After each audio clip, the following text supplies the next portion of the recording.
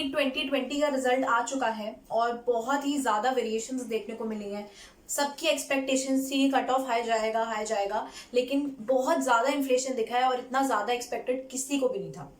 बहुत सारे ऐसे स्टूडेंट्स थे जो 600 प्लस स्कोर कर रहे थे, 580 590 स्कोर कर रहे थे, तो कहीं ना कहीं उनके मन में था कि यार होगा या नहीं होगा, बट फिर भी इतना ज्यादा नहीं था कि इतनी ज्यादा रैंक्स में वेरिएशन आ जाएंगे। बहुत बच्चे जिनको लग रहा था हमारा सिलेक्शन हो जाएगा, अब उनको भी लग रहा है कि हमारा बहुत ज्यादा हम रिस्की हो गया है, हमारा सिलेक्शन शायद अब नहीं हो पाएगा और हम क्या करेंगे हमें समझ नहीं आ रहा है, क्योंकि इतना हमने एक्सपेक्ट ही नहीं किया था। मैं बिल्कुल समझ सकती हूँ कि जब ऐसा लगता है कि हमने एक ही सपना देखा था और हम 2 साल से 3 साल से उसी सपने के लिए इतनी मेहनत कर रहे हैं और आज वो मेरा सपना टूट गया, तो कितना बुरा लगता है वो मैं बिल्कुल समझ सकती हूँ। जब मैंने पहली बार नीट दिया था 2018 में, तो उस टाइम पर मेरा काफी कम स्कोर आया था और मुझे पता थी ये बात कि मेरा सिलेक्शन अब नहीं हो सकता है। तो मैं पूरी रात बहुत रोई थी और मुझे बहुत बुरा लगा था, और मैं समझती हूँ कि आप लोगों को भी बहुत ज्यादा बुरा लग रहा होगा, क्योंकि हम जब कोई चीज के लिए मेहनत करते हैं और कोई चीज को हम दिल से चाहते हैं कि नहीं मुझे यही करना है और उसके लिए मेहनत भी करते हैं और फिर भी हम वो नहीं पा पाते या हम नहीं उस चीज को मतलब हमें नहीं मिल पाती है वो चीज, तो हमें बहुत ज्यादा बुरा लगता है और एक वो दिल टूट जाता है ना, जैसे वो ब्रेकअप होता है, वो ये वाला जो ब्रेकअप है ना नीट वाला, ये बहुत ज्यादा उससे भी ज्यादा एक्सट्रीम होता है आई थिंक, क्योंकि ये एक ऐसी चीज थी जिसके लिए हमें लग रहा था हमारा फ्यूचर डिसाइड करने वाली चीज थी, और आज हमें लग रहा है कि नहीं, कहीं ना कहीं हम इस चीज से दूर हो गए या हमारा ये सपना टूट गया है। तो अब देखो, मैं तुम्हें एक चीज बहुत ही कमाल की बताने वाली हूँ। जिस दिन मेरा नहीं हुआ था, जिस दिन मैं नीट 2018 का एग्जाम देकर आई थी वापस, तो मुझे बहुत ही ऑब्वियस सी बात है, बहुत बुरा लग रहा था, क्योंकि मुझे लग रहा था, मुझे तो ऐसा लगता था जब मैं नीट देने जाती मुझे नहीं देना अभी, कि मेरे को नहीं यार, मैं और ज्यादा कर सकती हूँ और बेटर कर सकती हूँ, पर मैं कर ही नहीं पाई हूँ इस साल। तो मेरे मन में कहीं ना कहीं वो वाला गिल्ट था। लेकिन जब मैं वापस आई और मेरा नहीं हुआ सिलेक्शन, मेरे बाकी दोस्तों के बहुत अच्छे नंबर बन रहे थे, मेरे बाकी सारे ऑलमोस्ट दोस्तों के सबका सिलेक्शन हो गया था, मेरा नहीं हो पाया था, तो तब मेरी मम्मी ने मुझसे एक बात बोली थी कि अभी तुझे नहीं समझ आ रही है बात, तुझे नहीं अभी समझ आएगा, लेकिन अगर तेरे साथ ये चीज हुई है ना, तो ये चीज तेरे लिए बहुत अच्छी है। ये तुझे अभी नहीं समझ आएगा, ये तुझे हो सकता है टाइम के साथ समझ आए। और मैं आपको लिटरली ये बात बता रही हूँ, 1 साल बाद 2019, जब मैंने 2019 में नीट दिया था, तो उसके बाद मेरे मार्क्स 647 थे। हालांकि इस साल उतने ही मार्क्स पे अराउंड रैंक 5000 है, लेकिन मेरे टाइम पे 2019 में 1100 रैंक थी मेरी और 647 मेरे मार्क्स थे, और 2018 में मेरे 463 मार्क्स थे और 37,000 के अराउंड मेरी रैंक थी। तो जब मेरे को ये रियलाइज हुआ कि यार काश, मतलब अब जब मैं अपने आप को देखती हूँ कि मैं एक इतने अच्छे कॉलेज में पढ़ रही हूँ, दिल्ली के कॉलेज में पढ़ रही हूँ, मेरे ड्रीम कॉलेज में मैं पढ़ रही हूँ, तो मुझे ये रियलाइज होता है कि यार कितना ज्यादा अच्छा हुआ था मेरे साथ। क्योंकि अगर मेरे 463 थे, मेरे थोड़े और नंबर आ जाते, 520 530 के लगभग आ जाते, तो शायद मुझे कहीं कॉलेज मिल जाता, मैं किसी ऐसे कॉलेज में पढ़ती होती जहां शायद मेरा मन भी नहीं था पढ़ने का, या वो मेरा ड्रीम कॉलेज नहीं था, बट हाँ मैं पढ़ रही हूँ क्योंकि वो एक मेडिकल कॉलेज है और हाँ वहां की भी बहुत ज्यादा मुझे रिस्पेक्ट है, वो भी बहुत अच्छा कॉलेज होता। लेकिन फिर भी मेरा जो सपना था कि मुझे इसी कॉलेज में पढ़ना है या मुझे दिल्ली जाके ही पढ़ना है, मुझे अपने घर के पास ही रह के पढ़ना है, मुझे ज्यादा दूर भी नहीं जाना, वो सब चीजें पूरी नहीं हो पाती।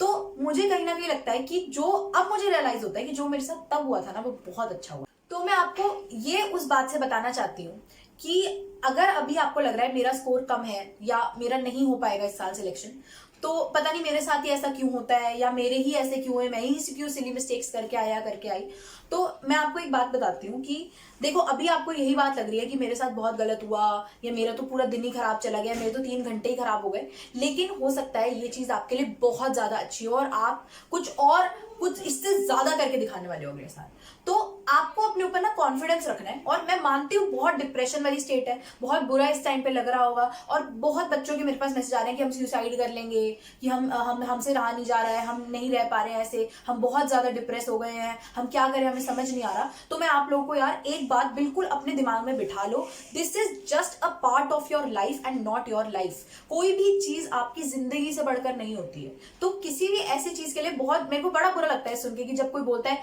कि मैं तो सुसाइड कर लूंगा, मेरा तो हुआ नहीं सिलेक्शन, अब मैं सुसाइड कर रहा हूँ। प्लीज ऐसा मत करो, ऐसा सोचो भी मत। आप अपने पेरेंट्स के बारे में सोचो। मैं जानती हूँ कि आपके पेरेंट्स चाहते हैं कि आप डॉक्टर बनो, लेकिन उससे भी जरूरी ये है कि आपकी लाइफ उनके लिए हर चीज से ज्यादा इंपॉर्टेंट है। तो एक बार कभी भी ऐसा थॉट है तो उनके बारे में एक बार सोच लिया करो।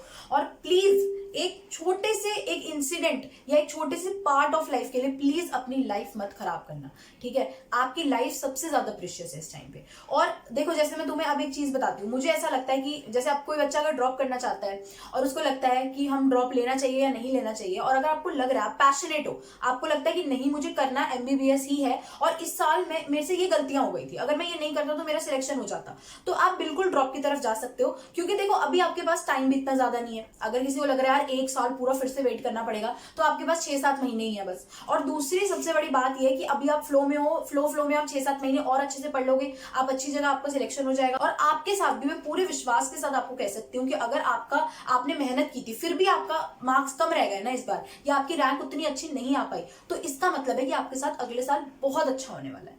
या ये भी हो सकता है कि आप इस चीज के लिए ही ना बने हो और आप जबरदस्ती अपने आप को फोर्स कर रहे हो ड्यू टू वेरियस रीजंस कि मुझे यही करना है, जो ठीक है। आंखों पे हम लोग क्या करते हैं, पट्टी बांध देते हैं कि बस हमारे पास अगर पीसीबी ले लिया तो एमबीबीएस ही एक ऑप्शन है।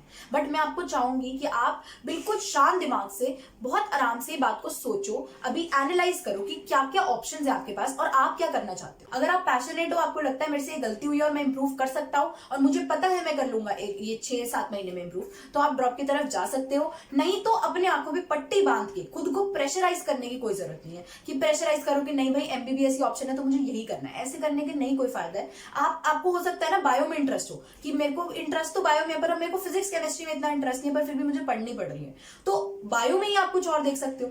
और ऐसा नहीं है कि बायो में भी अगर आपने लिया तो आपका करियर खराब हो जाएगा या आप सक्सेसफुल नहीं हो सकते हो। ये बहुत बड़ा हमारे माइंड में एक हमारे माइंड में ये चीज बैठ गई है कि जो कन्वेंशनल तरीका है वही हमें सक्सेस की तरफ लेके जाता है, जबकि ऐसा कुछ भी नहीं है। और आगे भी मैं इस वाले टॉपिक पे भी बहुत सारे सेशंस बनाऊंगी ताकि आपका जो विजन है वो काफी ब्रॉड हो पाए।